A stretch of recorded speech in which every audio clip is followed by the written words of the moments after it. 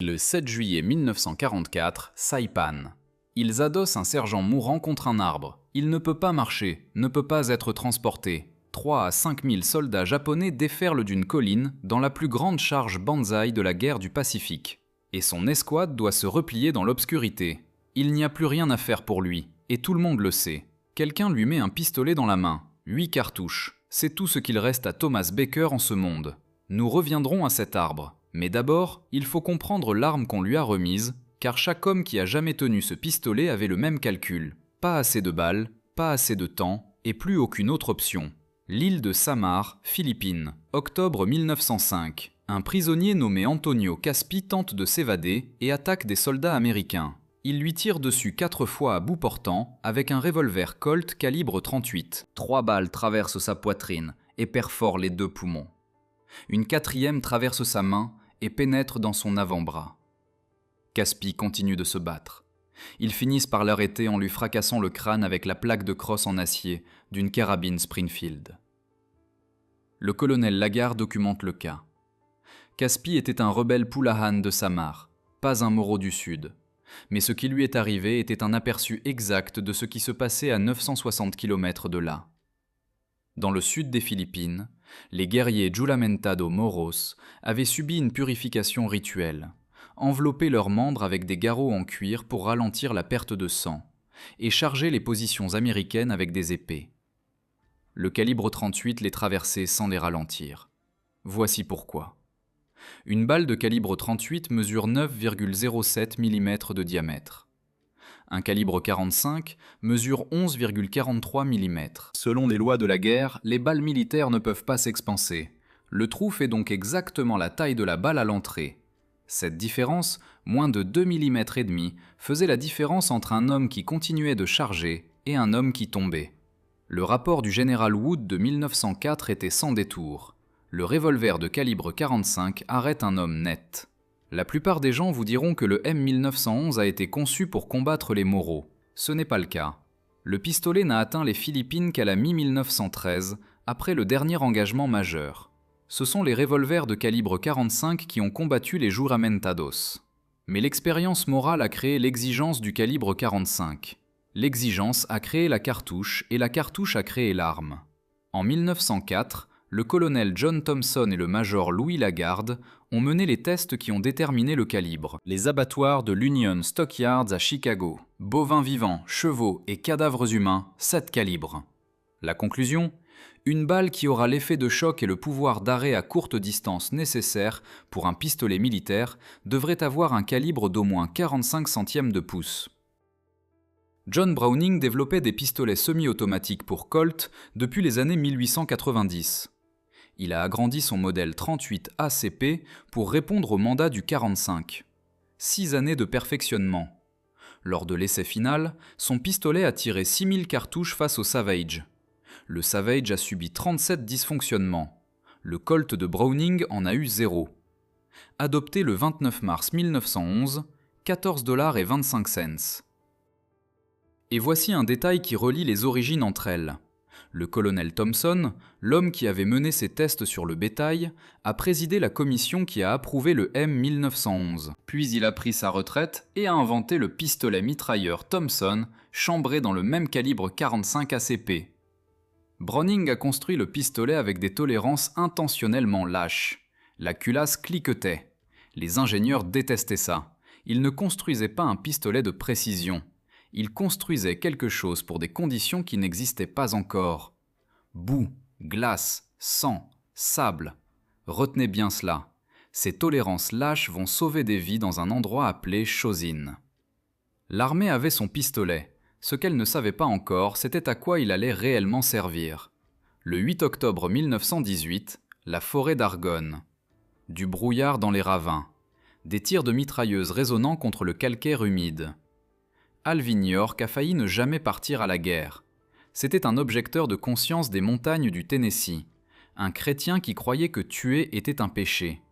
Il a demandé l'exemption 2 fois, refusé les 2 fois. Maintenant, il est accroupi dans un ravin avec 7 survivants d'une patrouille de 17 hommes, 6 Américains tués, 3 blessés, des mitrailleuses Maxim allemandes balayant le terrain au-dessus, et un officier allemand et 5 hommes viennent de bondir d'une tranchée, baïonnette au canon, à 25 mètres et se rapprochant. Le fusil Enfield de York est presque vide. 6 hommes à découvert, baïonnette, 25 mètres. Il avait grandi dans les montagnes de Pall Mall, Tennessee. Il chassait le dindon sauvage depuis avant de savoir lire. Et les chasseurs de dindons savent quelque chose que la plupart des soldats ignorent. On tire sur l'oiseau de l'arrière en premier, pour que ceux de devant ne le voient pas tomber et ne s'éparpillent pas. York a sorti son M1911 et a tiré sur le dernier homme en premier. Il a remonté vers l'avant, 6 cartouches, 6 hommes à terre. Le commandant allemand s'est rendu. York et 7 Américains ont ramené 132 prisonniers vers les lignes alliées. Un pacifiste du Tennessee avec un pistolet qu'il n'avait jamais voulu porter. Sa citation de la médaille d'honneur ne mentionne pas le calibre 45. L'histoire vient de son journal intime et de la déclaration sous serment du soldat Percy Beardsley. J'ai vu le caporal York tirer avec son pistolet à plusieurs reprises. J'ai vu des Allemands qui avaient été touchés tomber. Un schéma se dessinait, un schéma qui allait se répéter pendant les 60 années suivantes.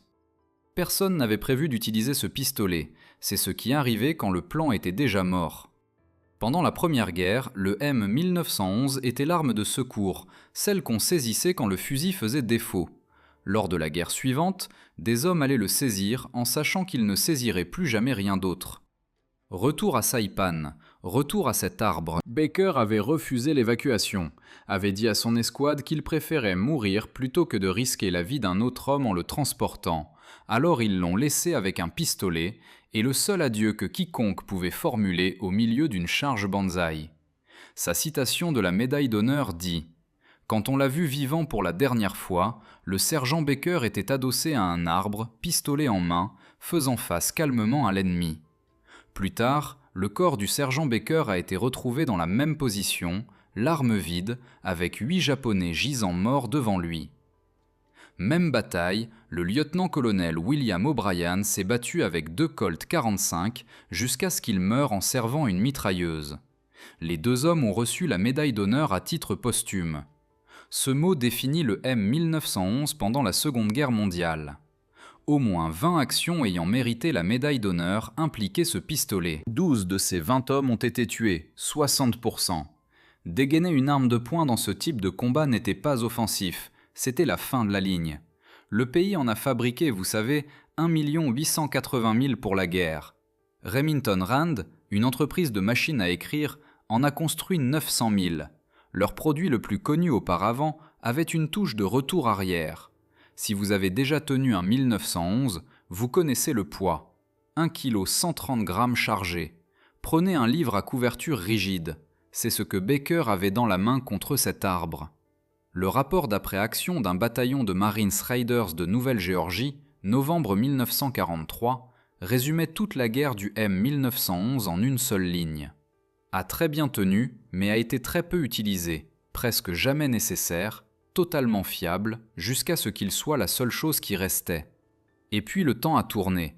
Corée, réservoir de Chosin, novembre 1950, moins 37 degrés Celsius. L'acier brûlait la peau au contact, la morphine gelait dans les seringues. Souvenez-vous des tolérances lâches de Browning, celles que les ingénieurs détestaient.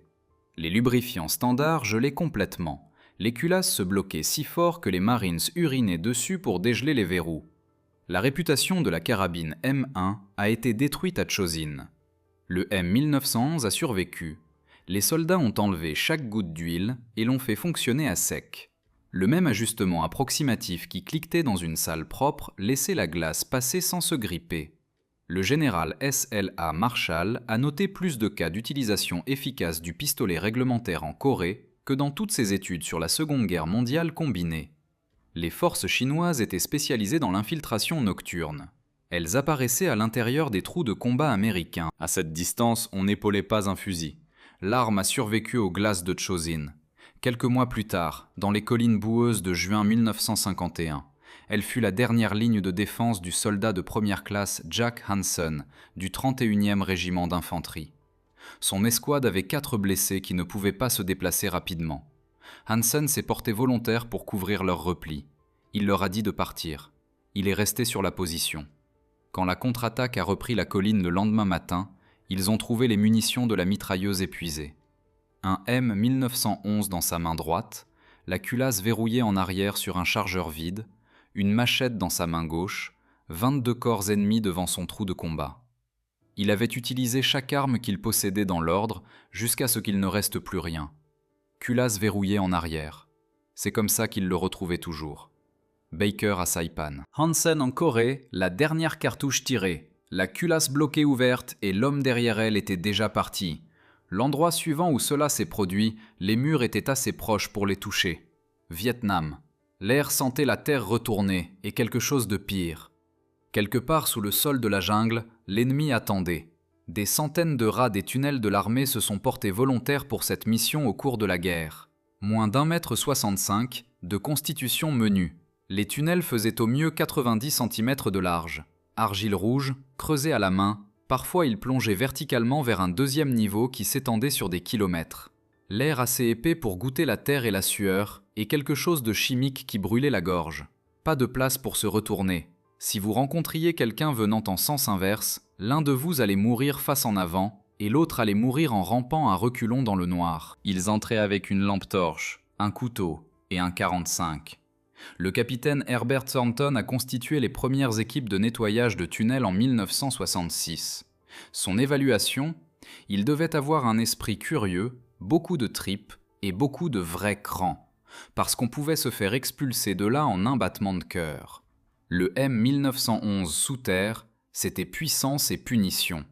Une cartouche de calibre 45 dans un tube d'argile à peine plus large que vos épaules produisait une surdité instantanée et un aveuglement temporaire dû à la lueur du canon. Le musée national de l'armée. La cartouche de calibre 45 était trop bruyante et la lueur du canon trop vive. 3 tirs maximum avant de recharger. Au-delà, le Viet Cong vous submergeait. Le rat des tunnels. Harold Roper l'a dit simplement. J'ai ressenti plus de peur que je n'en ai jamais approché, avant ou depuis. 3 tirs. Puis le silence. Puis le bruit de votre propre respiration et la certitude que quiconque était là-dessous avec vous avait entendu chacun d'entre eux. Vous ne pouviez pas voir, vous ne pouviez pas entendre. Les parois d'argile pressées contre vos épaules et le 45 dans votre main étaient la seule raison pour laquelle vous étiez encore en vie. C'est ce qu'était le M1911 au Vietnam. Pas une arme qu'on voulait tirer, une arme sans laquelle on ne pouvait pas survivre. En 1985, l'armée a mis le M1911 à la retraite après 74 ans. 15 cartouches de 9 mm ont remplacé 7 de calibre 45. Standardisation au temps. Les carcasses qu'ils ont remplacées avaient 40 ans, les dernières construites en 1945. Le calibre 45 ne projetait pas les hommes en arrière. Ce n'est pas ainsi que fonctionne la physique. Si une balle pouvait renverser la cible, le recul renverserait aussi le tireur. Ce qu'elle faisait, c'était un trou 60% plus large qu'un 9 mm. Dans un monde où les balles militaires ne peuvent pas s'expanser, c'était tout le secret. C'était suffisant. Mais l'arme non plus ne voulait pas mourir. Les Marines du Force Recon assemblaient à la main des pistolets à partir de carcasses évidées de la Seconde Guerre mondiale. En 2012, Colt a remporté un contrat pour 12 000 M45A1, les premiers 1911 de dotation militaire depuis 1945. Les Marines les ont portés jusqu'en 2016. Puis ils sont passés au Glock 19. Pas pour la performance, pour la logistique. 74 ans, 55 actions ayant mérité la médaille d'honneur, 2 700 000 exemplaires construits, un sergent adossé à un arbre avec 8 cartouches, un pacifiste dans une forêt tirant sur l'homme de l'arrière en premier, un soldat dans un trou de combat gelé avec une machette dans l'autre main, un volontaire sous terre avec 3 cartouches avant que l'obscurité ne se referme. Le M1911 n'a jamais été conçu pour gagner une guerre. Il a été conçu pour maintenir un homme en vie 10 secondes de plus quand le calcul disait qu'il était déjà mort. Culasse verrouillée en arrière, chargeur vide. C'est comme ça qu'il les retrouvait toujours.